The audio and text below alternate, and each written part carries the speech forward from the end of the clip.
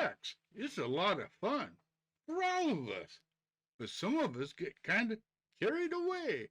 Look, I got nothing against people wanting to do weird sexual things, like some dude sticking his privates into his girlfriend's muffler. Literally. Although I do consider him somewhat sick and perverted. That's just me.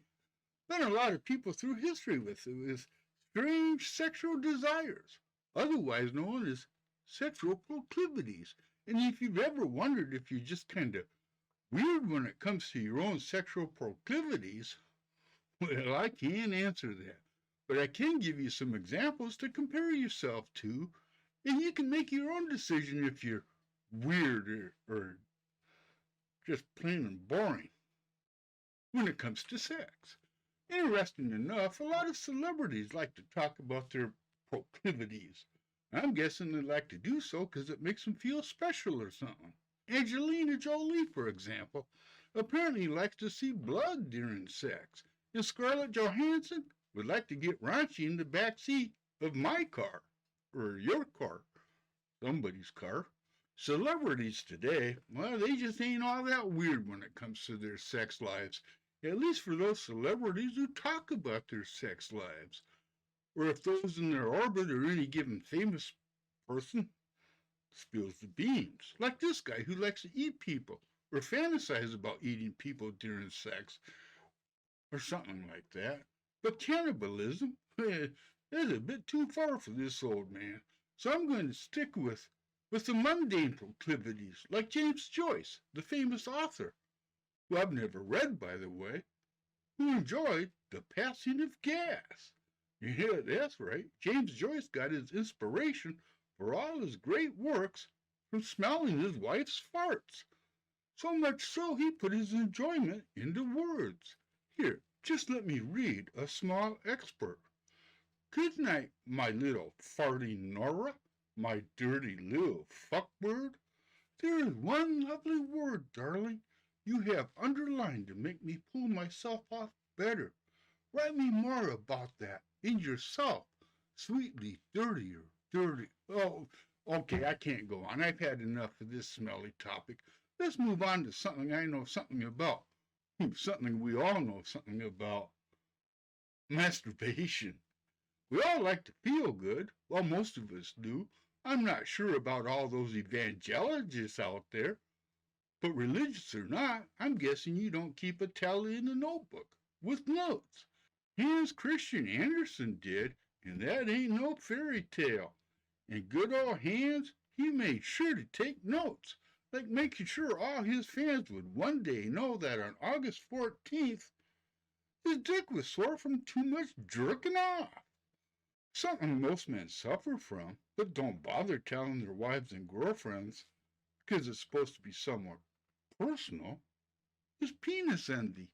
And anyone who's ever stood next to Lyndon Baines Johnson while he was urinating was in for a show. Because our 36th president loved bragging about how big his Johnson was. And he was fond of whipping it out in the men's room for anybody and everybody to gawk at. Good Lord, he even had a name for it. Jumbo. Jumbotron, Jumbo! Just as a thought here, maybe I ought to do a video on the names that men give their dicks. And why. Yeah. Well, just a thought. Moving on as I'm researching history for this damn obnoxious video, I gotta wonder, you gotta be a pervert to be famous, or are we all just friggin' perverts by nature? Let me know what you think in the comments. I'm here waiting to read what you actually got to say. Personally, I think we're all perverts, some more than others, and Charles Lindbergh is right up there, at least if you consider sleeping with sisters a bit perverted, especially when you're married. But the two sisters were German, and old Lindy needed a translator, who he also screwed. And just to make sure his name would live on, he had children with all these women, along with his legal children. And the tragic part here, he was so protective of his legendary status, he never acknowledged his kids while he was alive. Oh, lucky Lindy might have been a decent pilot, but as a man, He sure was a giant asshole. This is one of those, yeah, I did that. I'm looking outside. It's a beautiful spring day. I'll take it. You know, what can you say? Just people are people, no matter rich or famous. And I think everybody has some kind of proclivities. Whatever they are, it be. And we should leave it at that, you know. But why some people got to write about them and make it known what they are?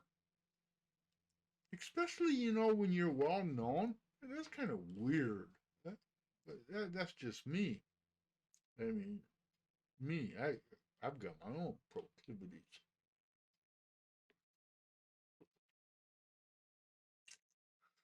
Don't tell nobody though. I'm out of here. Have a good one.